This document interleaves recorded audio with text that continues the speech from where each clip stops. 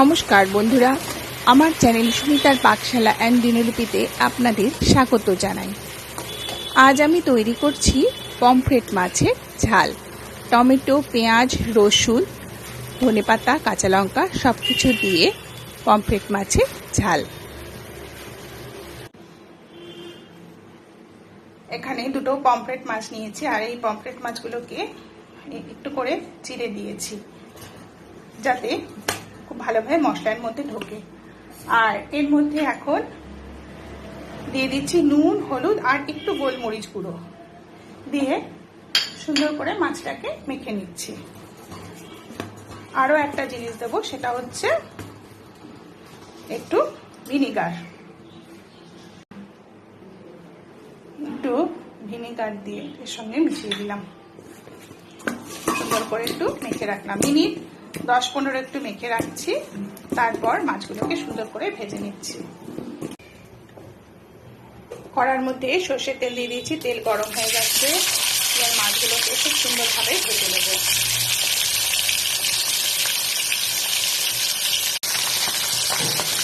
এই পর্যায়ে ফ্লেমটা থাকবে মিডিয়াম টু হাইয়ের দিকে। মিডিয়ামের দিকে বেশি থাকবে, মাঝে মাঝে একটু হাই করে দিতে হবে, একটু বাড়িয়ে কমিয়ে সুন্দর করে ভেজে দিতে হবে।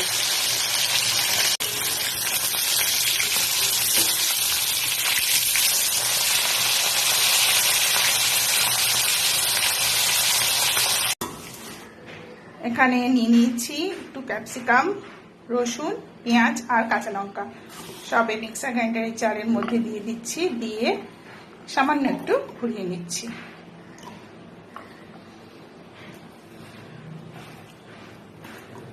আমার রেসিপিটা যদি ভালো লাগে তাহলে আপনারা লাইক দেবেন, শেয়ার করবেন, কমেন্ট করবেন, আর আমার চ্যানেলটিকে সাবস্ক্রাইব করে দেবেন, আর পাশে থাকা বেল আইকনটা প্রেস করে দেবেন। মাছটাকে খুব সুন্দর করে লাল করে ভেজে নিলাম। আর মাছটাকে খুব বেশি কড়া করব না, মোটামুটি একটু ভালো করে লাল লাল করে ভেজে নেব। এই যে দুটো মাছ খুব সুন্দর করে ভেজে নিলাম। ফোড়নের জন্য নিলাম এখানে কালো জিরে, কাঁচা লঙ্কা আর মেথি। দুটো কাঁচা লঙ্কা ফোড়ন দিলাম, আর দিয়ে দিচ্ছি কালো জিরে।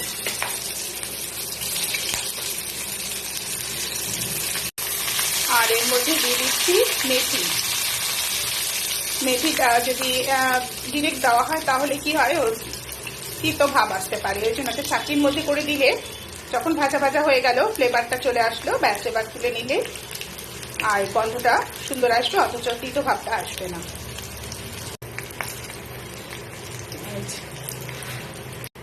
এই যে এইরকম লাল মতো হয়ে গেছে, ভাজা হয়ে গেছে।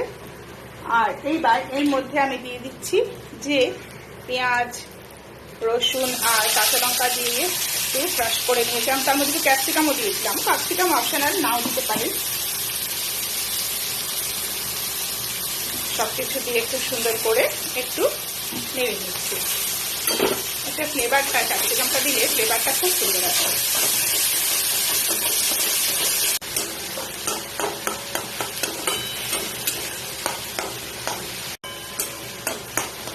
খুব ভালো করে একটু নেড়ে নিচ্ছি। এবার এর মধ্যে দিয়ে দিচ্ছি যে একটা টমেটো আমি পেস্ট করে নিয়েছিলাম, সেই টমেটো পেস্টটা দিয়ে দিচ্ছি। আর এর মধ্যে দিয়েছি নুন, হলুদ আর শুকনো লঙ্কার গুঁড়ো।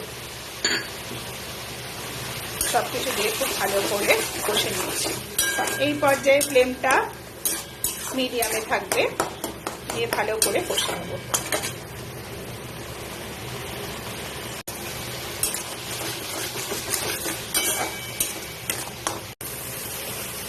এর মধ্যে দিয়ে দিচ্ছি একটু ধনের গুঁড়ো, এই হাফ চা চামচ মতো ধনের গুঁড়ো দিয়ে দিলাম। মশলা কষা হয়ে গেছে, এবার এর মধ্যে একটু জল দিয়ে দিলাম। খুব বেশি কষলে কি হয়, একটু মশলাটা তেতো ভাব চলে আসে, খুব বেশি কষবো না।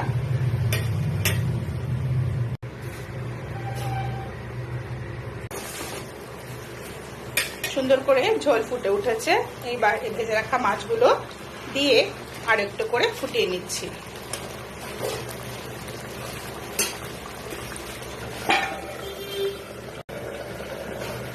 এই পর্যায়ে ফ্লেমটা মিডিয়ামে রেখে দেব।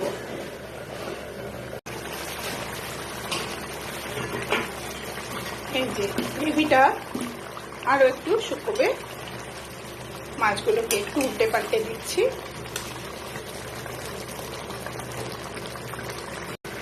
মাছের ঝোল হয়ে এসছে, এবার গোটা কাঁচা লঙ্কা দুটো ফেলে দিলাম আর দিয়ে দিচ্ছি একটু কসুরি মেথির পাতা। কসুরি মেথি অপশনাল নাও দিতে পারেন, কিন্তু ধনে পাতাটা ফ্রেশ থাকলে খুবই ভালো হয়। আর দিয়ে দিলাম একটু গোলমরিচ গুঁড়ো। ঝাল আপনারা যেরকম যে খান সেই অনুযায়ী দেবেন।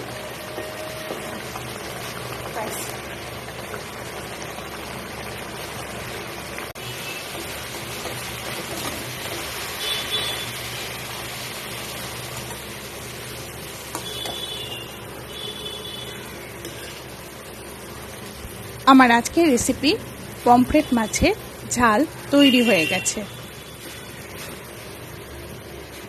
সুন্দর করে সার্ভ করে দিলাম। এতক্ষণ আমার সঙ্গে থাকবার জন্য আপনাদের ধন্যবাদ।